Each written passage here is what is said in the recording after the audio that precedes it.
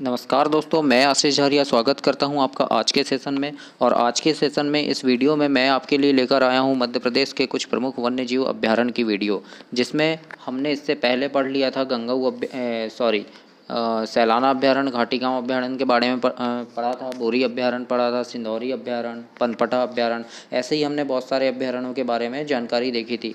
आज हम पढ़ते हैं और भी जो बचे हुए जो हमारे अभ्यारण्य हैं उनके बारे में पढ़ते हैं। मध्य प्रदेश में तो कुल 32 अभ्यारण्य हैं, 32 अभ्यारण्य है। पहले 31 थे, याद रखना, लेकिन अब हो गए हैं, अब 32 हो गए हैं। 32 इसका राइट आंसर है, लेकिन पूरे 32 उतने इंपॉर्टेंट नहीं है, तो 32 तो नहीं पढ़ाऊंगा, लेकिन जितने आपके परीक्षा की दृष्टि से महत्वपूर्ण है सारे अभ्यारण्यों को मैं आपको इसमें ज़रूर बताऊंगा, तो ध्यान से देखना। अब आज की वीडियो में हम स्टार्ट करते हैं। सबसे पहला अभ्यारण्य हमारा फैन मिनीकोर अभ्यारण्य। तो इसके बारे में ज़्यादा कुछ इंपॉर्टेंट नहीं है, इतना याद रखना। इसकी स्थापना सन 1983 में हुई थी और ये मंडला जिले के अंतर्गत आता है और इसका क्षेत्रफल कितना है, 111 वर्ग किलोमीटर है। कौन से जिले में आता है, मंडला जिले में आता है। इसकी स्थापना सन 1983 में हुई थी। कौन सा अभ्यारण्य, फैन मिनीकोर अभ्यारण्य। इतना ही इससे इंपॉर्टेंट है। दूसरा देखते हैं इसमें नरसिंहगढ़ अभ्यारण्य। कौन सा अभ्यारण्य, नरसिंहगढ़ अभ्यारण्य। ये राजगढ़ जिले के अंतर्गत आता है। कौन सा जिला, राजगढ़ जिला, और 57 वर्ग किलोमीटर इसका क्षेत्रफल है और इसकी स्थापना सन 1974 में हुई है, याद रखना। दूसरी बात इसमें याद रखना, नरसिंहगढ़ अभ्यारण्य का सबसे प्राचीन स्थल जो है ये चिड़ीको झील है। कौन सा झील है, चिड़ीको झील। ये क्या है, नरसिंहगढ़ अभ्यारण्य का सबसे प्राचीन स्थल है। ठीक है, यहाँ पर सांका श्याम मंदिर, कौन सा मंदिर, सांका श्याम मंदिर। कहाँ पर, फैन मिनीकोर अभ्यारण्य में। कौन कौन सी चीज़ हैं, प्रमुख चीज़ें देखना। हाँ, सांका श्याम मंदिर है, बड़ा महादेव मंदिर है, छोटा महादेव मंदिर है, और अभ्यारण्य की सीमा पर नरसिंहगढ़ का किला स्थित है। नरसिंहगढ़ का किला है ना, कहाँ पर स्थित है, तो राजगढ़ में स्थित है। और अगर किस अभ्यारण्य के तहत आता है, तो नरसिंहगढ़ अभ्यारण्य के तहत आता है, और इसीलिए इसका नाम नरसिंहगढ़ अभ्यारण्य है। क्यों, क्योंकि इस अभ्यारण्य की सीमा पर नरसिंहगढ़ का किला स्थित है। यहाँ पर बड़ा महादेव मंदिर, छोटा महादेव मंदिर, सांका श्याम मंदिर भी है। यहाँ का सबसे प्राचीन स्थल कौन सा है, चिड़ीको झील। याद रखना दोस्तों, चिड़ीको झील अगर पूछा जाए, चिड़ीको झील जो है किस अभ्यारण्य के अंतर्गत आता है, तो चिड़ीको झील आता है आपका नरसिंहगढ़ अभ्यारण्य के अंतर्गत, है ना। कौन सा अभ्यारण्य, नरसिंहगढ़ अभ्यारण्य के अंतर्गत चिड़ीको झील आता है। चिड़ीको झील की मैं आपको तस्वीर दिखाता हूँ, आपने नहीं देखा तो देखिए। चिड़ीको झील, ये देखो, ये है चिड़ीको झील, है ना। इसकी इस तस्वीर में देखना, चिड़ीको झील, इसका आकार चिड़िया के जैसा दिखता है ना, इसलिए इसको क्या बोलते हैं, चिड़ीको झील बोलते हैं। देखो यहाँ पर ऐसी आकृति बनी हुई है ना, ये चिड़िया जैसे, जैसे चिड़िया होती है उस टाइप का ये चिड़िया की चोंच बनी हुई है इधर पे, तो इसीलिए इसको क्या बोलते हैं, चिड़ीको झील कहा जाता है। ठीक है, कहाँ पर पड़ता है ये, नरसिंहगढ़ अभ्यारण्य के अंतर्गत आता है। अब इसके आगे हम देखते हैं करेरा अभ्यारण्य। करेरा अभ्यारण्य में क्या इंपॉर्टेंट है ये देखते हैं। करेरा अभ्यारण्य कहाँ पे पड़ता है, शिवपुरी के अंतर्गत आता है। शिवपुरी जिले में पड़ता है करेरा अभ्यारण्य। इसकी स्थापना सन 1981 में हुई थी और 202 वर्ग किलोमीटर इसका क्षेत्रफल है। याद रखना, 202 वर्ग किलोमीटर क्षेत्रफल है। स्थापना सन 1981 में हुई और करेरा अभ्यारण्य शिवपुरी जिले के अंतर्गत आता है। इस अभ्यारण्य से महुवर व बघेदरी नदी प्रवाहित होती है। कौन सी नदी, महुवर और बघेदरी नदी प्रवाहित होती है। और इस अभ्यारण्य में मुख्य रूप से किसका संरक्षण किया जाता है, सोन चिड़िया का संरक्षण किया जाता है। सोन चिड़िया का संरक्षण किस अभ्यारण्य के अंतर्गत है, तो करेरा अभ्यारण्य शिवपुरी में किसका संरक्षण किया जाता है, सोन चिड़िया का। ये देखिए सोन चिड़िया है। और आपके लिए एक प्रश्न है कि किस राज्य का राजकीय पक्षी सोन चिड़िया है, तो बताइएगा आप कि किस राज्य का राज्य पक्षी है सोन चिड़िया। तो चलो मैं बता देता हूँ आपको, सोन चिड़िया जो है राजस्थान राज्य का राज्य पक्षी है। कौन से राज्य का, राजस्थान, है ना, याद रखना। राजस्थान का राज्य पक्षी कौन सा है, सोन चिड़िया।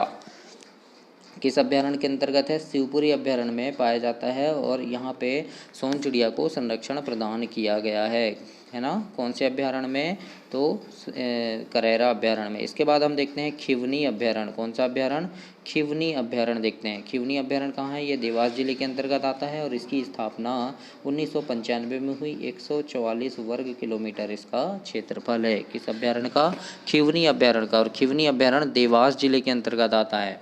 इस अभ्यारण्य से बालगंगा नदी प्रवाहित होती है। पिछले साल एसआई के में ये प्रश्न पूछा गया था कि बालगंगा नदी किस अभ्यारण्य से निकलती है। तो याद रखना दोस्तों, ऐसा भी पूछ लेता है कि यानी कौन से अभ्यारण्य से कौन सी नदी निकलती है, तो ये बात भी याद रखना, इसलिए मैंने यहाँ पे इसको नोट किया है आप लोगों को बताने के लिए कि इस अभ्यारण्य से बालगंगा नदी प्रवाहित होती है। याद रखना इस बात को।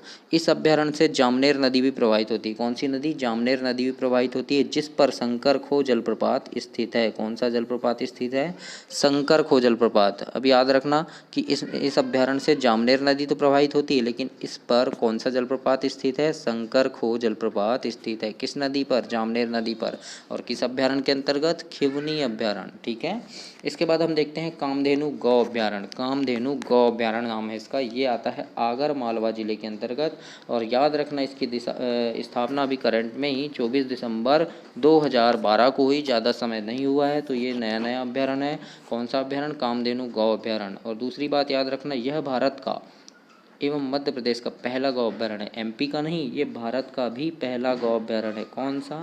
कामधेनु गौ अभ्यारण्य। याद रखना, बहुत इंपॉर्टेंट है प्रश्न है यहाँ से कि भारत का ही नहीं, जबकि मध्य प्रदेश का ही नहीं, बल्कि ये भारत का भी पहला गौ अभ्यारण्य है। कौन सा? कामधेनु गौ अभ्यारण्य, है ना। दूसरी बात याद रखना, अब मध्य प्रदेश का दूसरा गौ अभ्यारण्य कौन सा है? तो मध्य प्रदेश का दूसरा गौ अभ्यारण्य रीवा जिले में बनाया गया है, सिरमौर तहसील में। रीवा जिले की जो सिरमौर तहसील है उसके अंतर्गत आता है मध्य प्रदेश का दूसरा गौ अभ्यारण्य, और उसका नाम है बसामन मामा गौ अभ्यारण्य। क्या नाम है? बसामन मामा गौ अभ्यारण्य।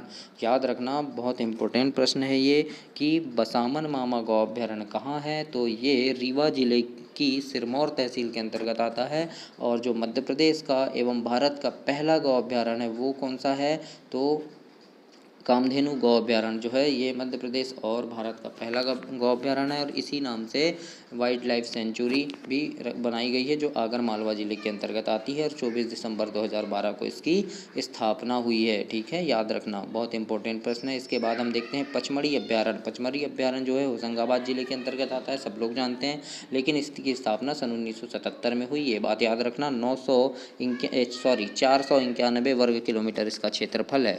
दूसरी चीज़ याद रखना, इस अभ्यारण्य को केंद्र सरकार के द्वारा सन 1999 में और यूनेस्को के द्वारा 2009 में मध्य प्रदेश का प्रथम जैव आरक्षित क्षेत्र घोषित किया गया है। याद रखना, क्या घोषित किया गया है? मध्य प्रदेश का प्रथम जैव आरक्षित क्षेत्र घोषित किया है, लेकिन अलग अलग डेट है। याद रखना, केंद्र सरकार के द्वारा कब किया गया है? सन 1999 में किया गया है, और यूनेस्को के द्वारा सन 2009 में किया गया है। ठीक है, ये बात याद रखना, मोस्ट इंपॉर्टेंट है आपके लिए। कौन से अभ्यारण्य को? पचमढ़ी अभ्यारण्य को। कहाँ है? होशंगाबाद में है। 1977 में इसकी स्थापना हुई है।